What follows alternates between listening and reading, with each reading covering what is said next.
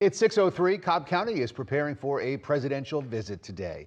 President Donald Trump will be at Wheeler High School in Marietta. Atlanta News First Niamani Watson is live from Wheeler High School with more on the president's visit. Yeah, good morning. President Donald Trump is set to arrive here in Cobb County this afternoon. We are seeing law enforcement here at the school already. They've also set up these yellow safety barriers ahead of President Trump's visit.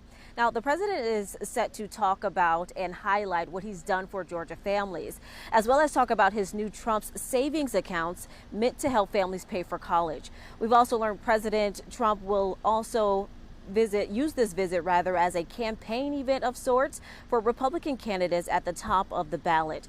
Democrats say using a high school to talk about his administration's plans politicizes education. But the former Cobb County Republican Party chair says this is a very important area for Republicans this November.